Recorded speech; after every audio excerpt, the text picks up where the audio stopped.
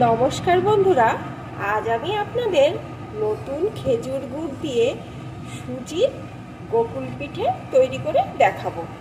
তার জন্য দেখুন বন্ধুরা, এখানে আমি আগে থাকতে হাফ লিটার পরিমাণ দুধকে কড়াইয়ে বসিয়ে ভালো করে জাল করে নিয়েছি।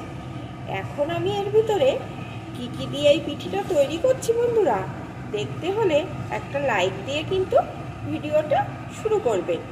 আর এই সম্পূর্ণ ভিডিওটা কিন্তু না টেনে দেখবেন, তাহলেই বুঝতে পারবেন এই পিঠেটা কত সহজে তৈরি করা যায় আর কতটা লোভনীয় হয়। এখন আমি এই দুধের ভিতরে দিয়ে দেব পরিমাণ মতো সুজি। যেহেতু আমি গোকুল পিঠেটা সুজি দিয়েই তৈরি করব, তাই সুজিটাই দিয়ে দেব। এখানে আমি হাফ কাপ পরিমাণ সুজি দিয়ে দিচ্ছি। এখন সুজিটাকে নাড়িয়ে নাড়িয়ে একটু রান্না করে নেব।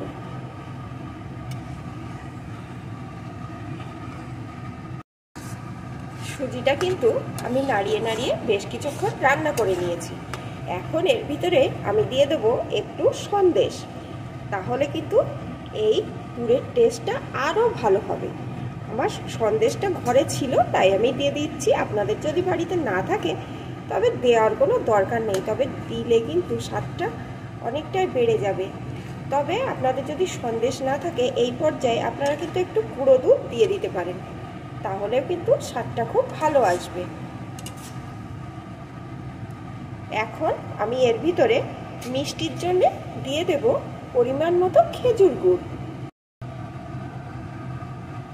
সন্দেশে তো একটু মিষ্টি ছিলই, আর খেজুর গুড় সেই স্বাদ অনুযায়ী আপনারা দিয়ে দেবেন। এখন আমি আবারও কিছুক্ষণ এই গুড়টার সাথে এটা নাড়িয়ে রান্না করে নেব। গুড়টা দেওয়ার পরে আমি এইভাবে কিছুক্ষণ নাড়িয়ে নিয়েছি। এখনও গুড়টা কিন্তু আমার ভালো রকম মেশেনি, আরও বেশ কিছুক্ষণ এইভাবে আমার নাড়তে থাকতে হবে। তার মধ্যেই আমি এর ভিতরে দিয়ে দেবো 1 চামচ পরিমাণ ঘি। ঘিটা দিলে স্বাদটাও যতটা বাড়বে, গন্ধটাও কিন্তু দুর্দান্ত আসবে। আরও কিছুক্ষণ এইভাবে নাড়িয়ে নাড়িয়ে রান্না করে নেব, যতক্ষণ না এটা একটু শক্ত হয়ে আসে। যেহেতু সুজি দেওয়া আছে তাই কিন্তু বেশিক্ষণ নাড়ার দরকার হবে না, একটু নাড়িয়ে নিলেই শক্ত হয়ে আসবে। এটা কিন্তু কিছুক্ষণ নাড়ার পর এটা কিন্তু শক্ত হয়ে গেছে। দেখুন বন্ধুরা, এটা কিন্তু কড়া থেকে উঠে আসছে, আর ঠান্ডা হওয়ার পর কিন্তু এটা আরও শক্ত হয়ে যাবে। এখন আমি এটাকে একটু ঠান্ডা করে নেব। এদিকে আমি একটা পাত্রে 1 কাপ পরিমাণ ময়দা নিয়ে নিয়েছি। এই ময়দার ভিতরে দিয়ে দেব একটু লবণ। এখন এর ভিতরে একটু করে উষ্ণ গরম জল দিয়ে দেব আর একটা ব্যাটার তৈরি করে নেব। জলটা আমি একসাথে দেব না, তাহলে হালকা হয়ে যেতে পারে। একটু একটু করে দেব আর এইভাবে মেশাতে থাকবো।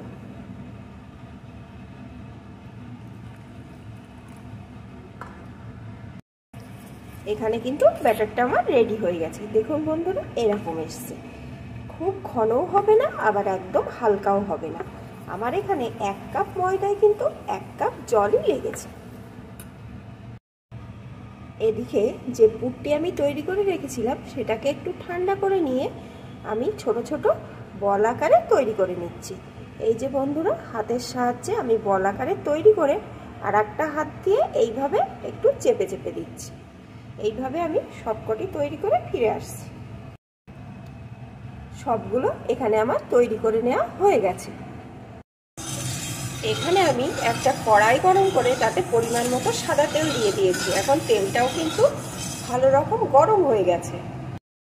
এখন এখান থেকে এই একটা করে বল নিয়ে নেব, আর যে ময়দা দিয়ে ব্যাটারটি তৈরি করে রেখেছিলাম সেই ব্যাটারের ভিতরে এইভাবে দিয়ে দেব। দিয়ে ভালো করে ব্যাটারটাকে এর সাথে মাখিয়ে নেব, যেমনভাবে আলুর চপ ভাজে তেমনভাবে। এখন এইভাবে আস্তে করে তুলে নিয়ে এই তেলের ভিতরে দিয়ে দেব। আবারও আর একটা বল নিয়ে নিয়েছি, এটাকেও ওই একইভাবে মাখিয়ে নেব। মাখিয়ে নিয়েছি, আবারও এইভাবে তেলের ভিতরে দিয়ে দেব। যে কটা দেওয়া যায় সেই কটা আমি দিয়ে দিয়েছি। এখন অল্প আছে, এগুলোকে সুন্দর করে ভেজে নেব এপিট ওপিট করে।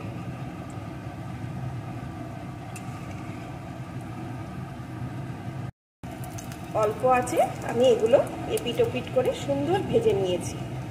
দেখুন বন্ধুরা, দেখলেই বুঝতে পারছেন কত সুন্দর ভাজা হয়েছে, আর একদম কিন্তু আলুর চপের মতনই দেখাচ্ছে। এখন এগুলোকে আমি তেল থেকে তুলে নেব, নিয়ে বাকিগুলোকেও একইভাবে ভেজে নেব।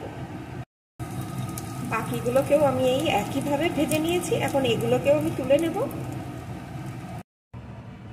দেখুন বন্ধুরা, এখানে কিন্তু আমার সবগুলো ভাজা হয়ে গেছে।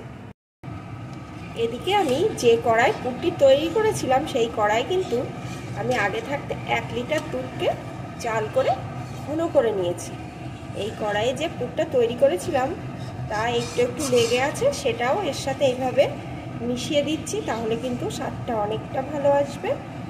এখন এই দুধটাকে আমি আরও ঘন করে নেওয়ার জন্যে এর ভিতরে দিয়ে দেবো একটু গুঁড়ো দুধ, তাহলে টেস্টটাও ভালো আসবে আর দুধটা কিন্তু তাড়াতাড়ি ঘনও হয়ে যাবে। এখানে আমি 1/2 কাপ পরিমাণ গুঁড়ো দুধ দিয়ে দিলাম। এখন এই দুধটা সাথে মিশিয়ে নেব।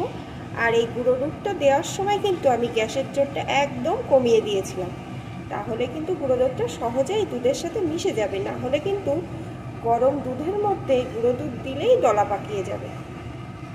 এখন গুঁড়ো দুধটা আমি ভালো করে মিশিয়ে নিয়েছি। এখন এর ভিতরে আমি দিয়ে দেব 2টো এলাচ। এলাচ দুটো আমি মুখ ফাটিয়ে দিয়ে দিলাম। এখন আর একটু জাল করে নেব।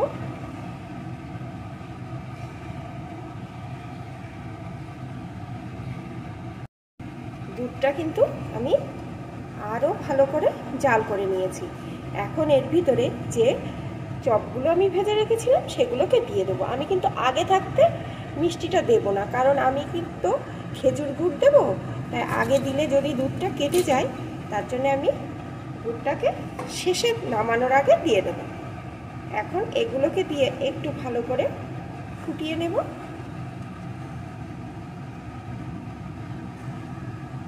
আর এর ভিতরে যে পুরটা আছে সেটা তো মিষ্টি, তাই ভিতরে দুধটা ঢুকলেও মিষ্টিটা কিন্তু থেকে যাবে। বেশিক্ষণ ফোটানোর দরকার নেই, দুধটা যেহেতু ঘনই হয়ে গেছে, তাই 2-3 মিনিট আমি এইভাবে একটু নাড়িয়ে জাল করে নেব।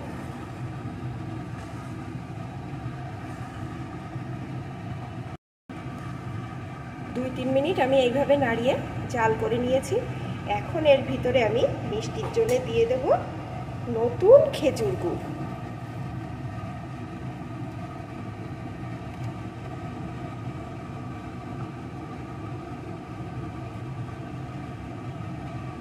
পিঠেটা যে কতই টেস্ট হবে সেটা বন্ধুরা আপনারা দেখলেই বুঝতে পারছেন।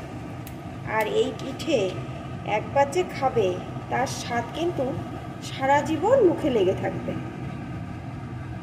আর এই মিষ্টিটা কিন্তু আপনারা আপনাদের পছন্দ মতন দিয়ে নেবেন, কারণ সবাই তো মিষ্টি সমান খান না, যে যেমন খান তেমনভাবে দিয়ে নেবেন। মিষ্টিটা দেওয়া হয়ে গেছে, এখন আর একটু এইভাবে নাড়িয়ে 2-3 মিনিট আমি জাল করে নেব। গুড়টা দেওয়ার পরেও আমি 2-3 মিনিট জাল করে নিয়েছি। এখন দেখুন, দেখলেই বুঝতে পারছেন কতটা লোভনীয় হয়েছে। আর বানানো কিন্তু একদমই সোজা বন্ধুরা, আপনারা এইভাবে একবার বানিয়ে খেয়ে দেখবেন কতটা সুন্দর হয় আর সুস্বাদু হয়। আর আমাকে কমেন্ট করে জানাবেন কেমন হলো। আর আমার এই রেসিপিগুলো যদি আপনাদের ভালো লাগে তাহলে লাইক করবেন, কমেন্ট করবেন আর শেয়ার করবেন। আর নতুন বন্ধুরা, আপনাদের যদি আমার রান্না একটুও ভালো লেগে থাকে তাহলে ফুল সাপোর্ট করে আমার সাথেই থেকে যাবেন। এখন এটাকে আমি নামিয়ে ঠান্ডা করে নেব, কারণ পিঠে পুরি তো ঠান্ডা হলেই খেতে ভালো লাগে।